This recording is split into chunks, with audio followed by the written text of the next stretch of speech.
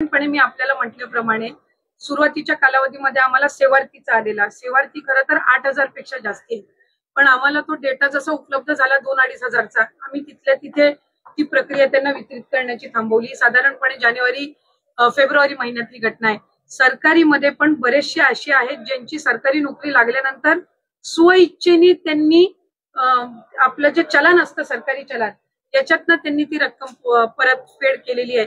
जिथं जिथं प्रशासनाच्या स्थानिक प्रशासनाच्या लक्षात आलं तिथं तिथं त्यावेळेला त्यांनी एकतर तो लाभ बंद केलेला आहे आणि जर त्यांना 3 महिन्याचा लाभ गेला असेल तर त्यांच्याकडनं दर महिन्याचा वसूल करण्याच्या संदर्भामध्ये सुद्धा प्रक्रिया केलेली आहे। त्यामुळे साधारणपणे ही जी संख्या आहे ही काही फार मोठी नाहीये, म्हणजे तसं बघायला गेलं तर 1% पण आतली असणारी संख्या आहे आणि ती प्रक्रिया जी आहे ती आपल्याकडे ती विभागाकडे ती रक्कम परत येणार नाही।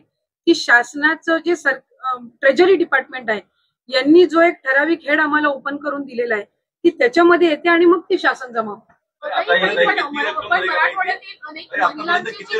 नाही। ही प्रक्रिया सुरू आहे, म्हणजे ही कसं आहे जसं आता तुम्ही पोलीस भरतीच्या संदर्भातलं म्हटलं की पोलीस भरती जशी जशी होत त्याच्यातले जे लाभार्थी असतील ज्यांची पोलीस भरतीमध्ये नियुक्ती झाली मग ते नंतर 1-1.5 महिन्याच्या नंतर कालावधीमध्ये ते विड्रॉ करायला लागतात। त्यामुळे दर महिन्याला अशा पद्धतीचे आकडे येत असतात।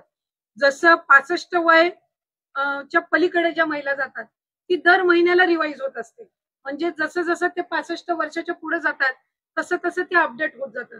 म्हणजे जे ऑक्टोबर महिन्यामध्ये लागू आहे ते नोव्हेंबर मध्ये लागू होईलच अशातला काही भाग नसतो आणि जसे जसे त्यांच्या डॉक्युमेंटचे व्हेरिफिकेशन होत जातात इतर सगळ्या बाबी त्यांच्या पूर्तता होत जाते त्या पद्धतीने ती प्रोसिजर ही पार पडत असते। ज्या महिला ज्या आहेत त्यांची कागदपत्र गहाळ झाली आहे त्यांना सरकार अशा पद्धतीने मदत करते। कागदपत्र गहाळ झाली जसं आपण मगाशी म्हणाला होता त्यांना कशा पद्धतीने मदत होते?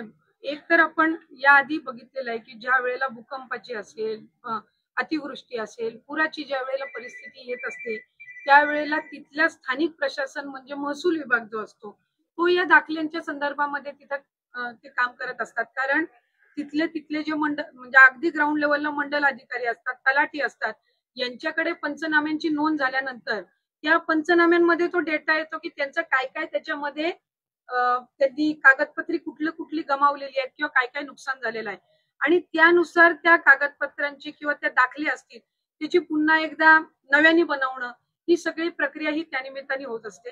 त्याला कालावधी लागत असतो कारण तो महसूल यंत्रणेचा भाग असतो। म्हणून आम्ही ही मुदतवाढ दिलेली आहे कारण आता गेल्या महिन्यातच आपल्याकडे ही अतिवृष्टी आणि पूरची परिस्थिती झाली आणि मग त्या कालावधीमध्ये त्यांना साधारणपणे 2 ते 3 महिन्याचा कालावधी पुन्हा एकदा त्यांचं नव्याने आधार कार्ड बनवणं किंवा वोटिंग कार्ड बनवणं किंवा त्यांचे समजा त्यांचा जातीचा दाखला असेल किंवा इतर म्हणजे इन्कम सर्टिफिकेट असेल या सगळ्या गोष्टींसाठी तो कालावधी जात असतो आणि म्हणून हा आपण 31 डिसेंबर पर्यंत वाढवला।